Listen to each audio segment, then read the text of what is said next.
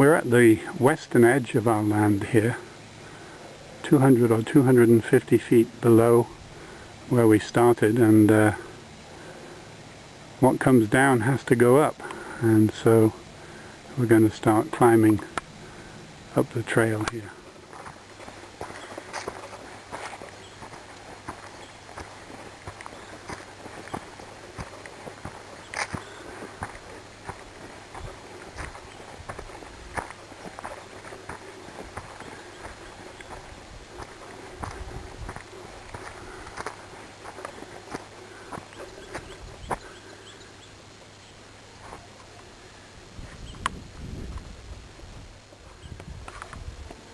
We've tried to keep the gradient of the trail as gentle as possible.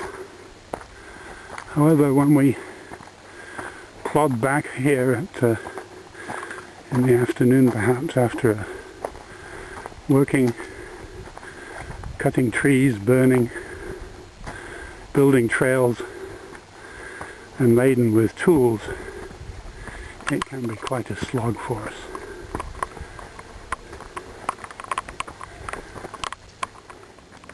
We're passing through the rockfall area again, and this is an area where some interesting animals called ring-tailed cats live, or at least this is where we think they live. We've seen them up around the house at night occasionally, and this is not actually very far from the house. And you can see down to the right some of our hard-won vistas.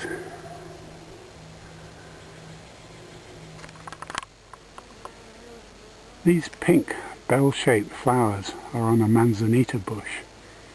It also has very attractive dark reddish brown wood. Manzanita in Spanish means little apple, and that's because the berries on this tree are like tiny green apples.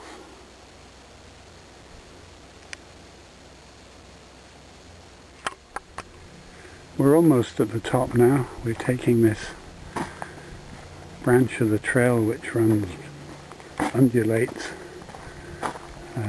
around more or less level, and it ends up passing down below the house.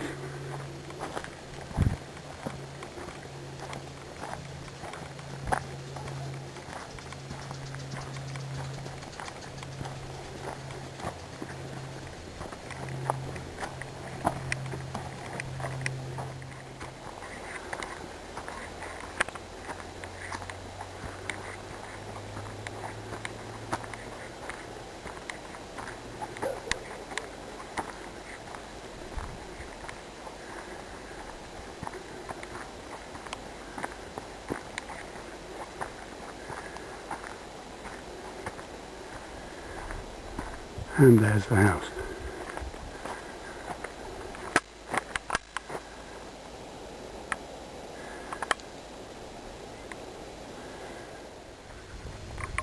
And now we're approaching once again the borderline of our land, and the trail is swinging round to parallel it. And there is a thicket of a very obnoxious plant called poison oak, which, if you are sensitive to it, will produce an extremely itchy rash a few days after you happen to have rubbed up against it.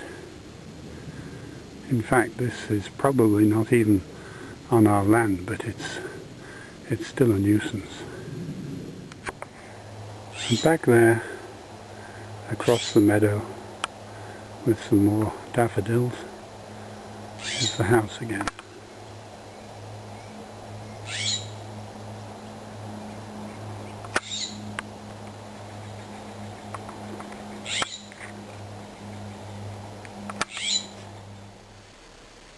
March is a little early for our wildflowers, but we're just starting to see some of these shooting stars, which we hope are the forerunners of many more.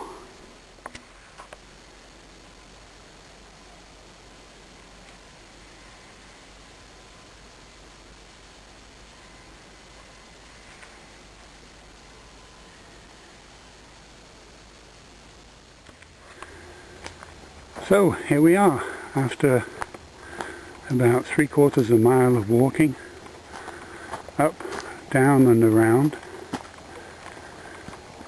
and we're just coming back to where we started at the house.